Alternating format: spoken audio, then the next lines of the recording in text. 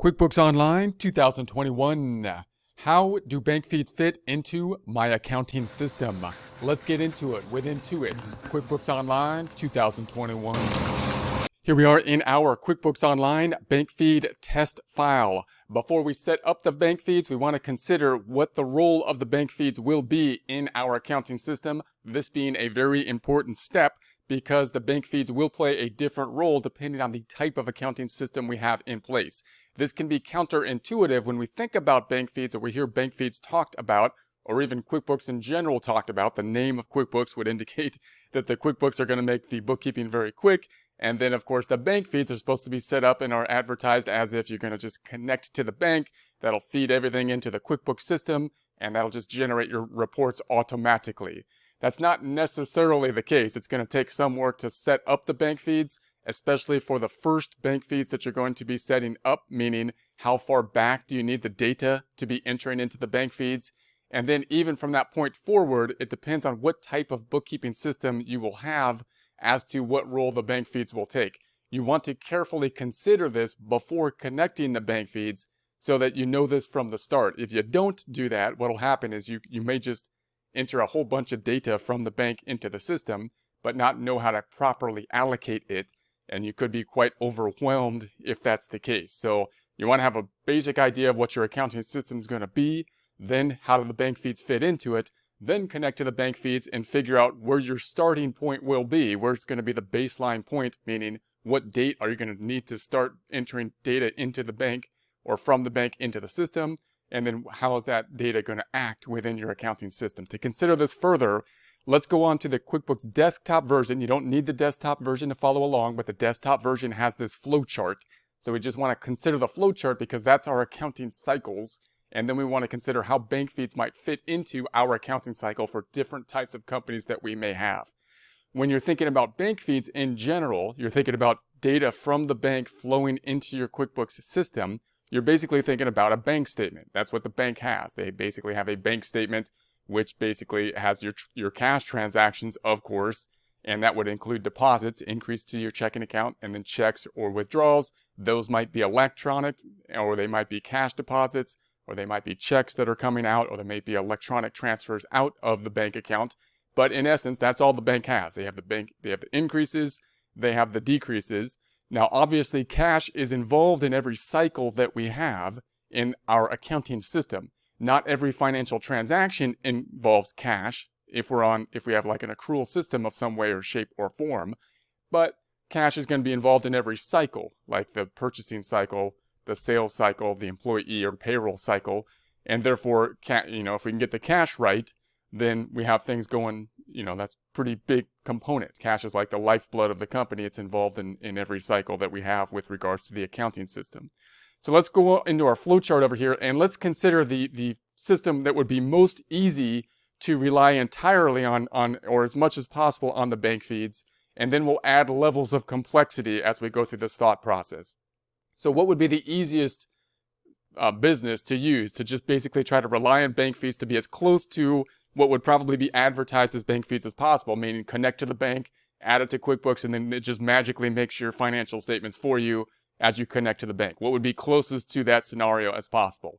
It would be closest to that scenario if we had not only a cash basis system, but we were dependent on the bank, meaning we are not using the bank as a double check to our accounting system, but rather we're taking the information from the bank in order to create our books. So we're completely dependent on the bank. Under that system, and that system might work well if we have something like gig work or something like that. So if we do especially service type of business and we do it through, say, an online provider and we get paid from, say, an app store or something like that. Say we have Amazon sales for book sales or something like that, or audiobook sales, or we have YouTube revenue, or we have course revenue, and we're just getting revenue. We're just getting revenue that's coming from like an app that is coming to us directly. And when we get the revenue, we're just going to call it income. So any revenue that we have, we're basically going to call it income. And then all the expenses that we have, we're on a cash basis. And if most of our expenses, especially our electronic transfers that we pay directly out of the checking account, then those will be fairly quickly transferring through the bank. And that would be kind of the easiest system to use. So in that case, in terms of the cycle, for the revenue cycle, for example, we wouldn't be using any invoice, because we're not invoicing anyone. We're just waiting to get the money from the gig work, right? We don't need to bill anyone in that case or invoice. We don't have to create sales receipt even, which would be a cash basis financial transaction, because we're not going to collect cash and then go to the bank and have to give a receipt. We don't need to give a receipt to anybody or anything like that. We're just going to wait till the revenue clears the bank, and then we're not even going to record the deposit, right? We're going to let the bank deposit come into our account and then record the deposit. That would be the easiest type of system that we would have. And then basically, if you're looking at your bank statement, then everything that comes into our account that's a deposit, we will in essence record as revenue. So then we can just say everything that's a deposit will be revenue for us, unless it's something unusual, such as us, the owner, putting money into the company. We got to make sure that if we put money into the company, then it's going to be an investment. But otherwise, everything that goes into the company is a deposit, unless it's from us or unless it's going to be a loan. So that's pretty straightforward. If it's an electronic transfer coming from something like a YouTube or something like Amazon or Audible books or something like that, then they'll probably have the description of who gave it to you in the electronic transfer, and we can even add a vendor as we add that information into it as well. So we can just build our books based on the bank feeds in that case.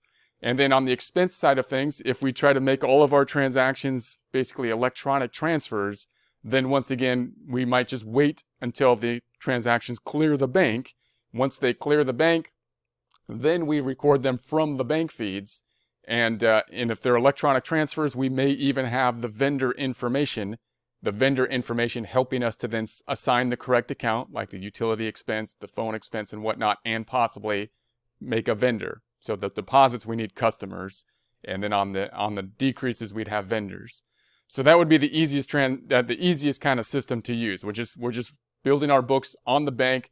We're not only on a cash basis system, we're basically dependent on the bank, and that means when the deposits come in, we're just going to take them from the bank feeds and record basically deposits at that point. And we're not going to be dealing with accounts receivable. We're not going to be dealing with accounts payable. We're just going to basically record our expenses when we pay them.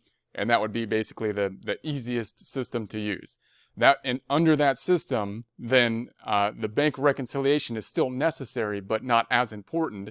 Not as doesn't have as much effect in terms of your internal controls, because you're not double checking anything. You're just basically checking or making sure that you haven't double input anything, or that you missed something in terms of on the bank feed on your book. So we'll take a look at that as we go forward. Then if we add a level of complexity, you might say, well, what if I'm in a system where basically I make sales during the day? Say you're a restaurant or something like that, and you make cash sales, and basically you use this form to create sales receipts. Basically, you imagine you're at a register or something like that. People pay you during the day. You provide the food truck service or something like that at the same point in time. You're still kind of on a cash basis with regards to the revenue cycle, because you're receiving money at the same point you're doing work.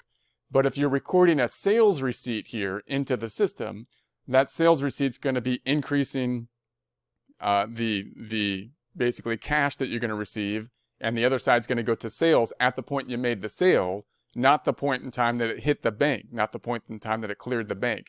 And you might have cash sales that are happening here. And if you have cash sales, you're going to want to be collecting the cash and make sure that it ties out to your sales receipts that you have as kind of one of your checks that everything is going properly. And then you're probably going to want to put this money into undeposited funds and then walk over to the bank and deposit it into the bank, grouping all of your cash transactions together into the bank and putting it into the bank at one lump sum. What will then appear on the bank statement then, under that system, will be one lump sum cash basis. It'll just be cash, so you won't have any other kind of customer information related to it. It'll just be basically cash that cleared the bank, and you'll have to reconcile what we put on our books then under that system to what is on the bank. So under that system, you'd still be on a cash basis, but you wouldn't be reliant on the bank. You would be recording the transactions as they happened. When you record the transactions here, you would be recording the customer information and the sales information, and then you would take that information, deposit it into the bank, which means it would then increase your checking account in one lump sum. And then when you have the bank feeds that come through, when this deposit comes through on the bank feed, you're no longer dependent on the bank feed to record the deposit and revenue, but rather you're basically using the bank feed as kind of like a check to help you out with your bank reconciliation process. You're double checking that the bank system is the same as what you recorded in your system. And that is a better internal control, because that gives you an internal control to kind of check two different accounting systems. The bank recorded one thing, you recorded one thing, they are the same. You recorded them differently. You didn't record your thing based on the bank. You recorded it independent from the bank, and the two things tie out. Therefore, you have kind of that double check. That's what the bank reconciliation process will be. The bank feed, in that case, serves a different purpose. It's still important, but it will be like a reconciliation. Now, you might think, well, why don't I just, under that system, if I collected cash, why don't I just wait and then deposit the cash into the bank and then wait till it clears the bank and then record the revenue once it clears the bank?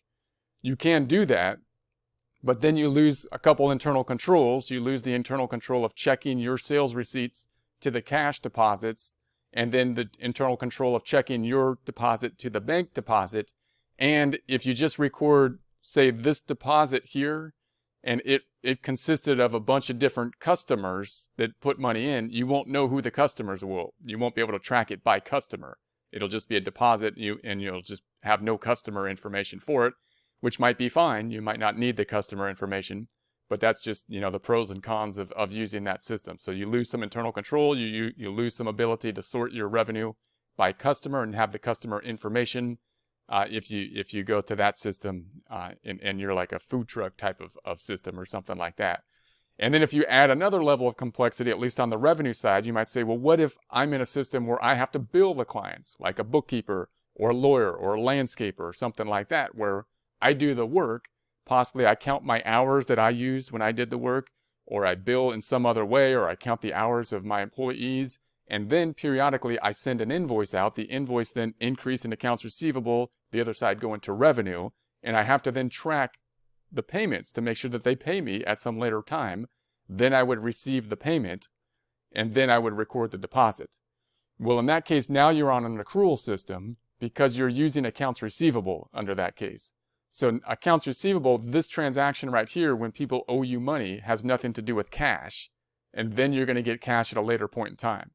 So under that system, because you need to track who owes you the money, if you're using accounts receivable and need to track who owes you the money, then bank feeds are going to take another role. You're going to have to say, I want to create the sales receipt, and then you're going to have to record the received payment in some way. Now, you could wait until the received payment maybe clears the bank or something, but you're probably going to want to record the fact that you received the payment from the customer, and then possibly make the deposit, and then once again use the bank feeds to kind of verify and double check that that what you recorded on your side matches to what the bank feeds have, meaning you're not using the bank feeds once again under that system to create the books, but rather to double check the books. You're using it basically to help you with the reconciliation process, to help you with the bank reconciliation.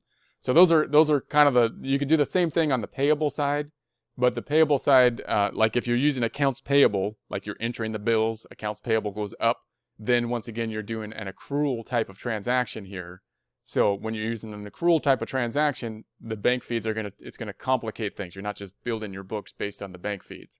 So you got to think, okay, what kind of business do I have? Do I have like gig work or something like that where I can just, rely on the bank, wait till everything clears the bank and make my books from the banks? Or do I have a system where I have to, record the sales receipt and I want that internal control? Or do I have a system where I need to actually invoice the customers? And also the next thing that could complicate things, if you go to an inventory item, inventory, obviously, if you're tracking inventory within the QuickBooks system, will add another level of complexity as well, because inventory in its nature is an accrual thing again, and you're going to have to track the inventory and record the inventory. So that's going to complicate, building your books just from the bank statement once again. So we'll think about these kind of things as we go through the bank feed process. We'll set up the bank feeds and consider different options, building our bank feeds just from the bank statement, and then consider, well, what if we had, a create sales receipt and then we're double checking and matching, or what if we're doing a full accrual service process? How do the bank feeds fit into that system?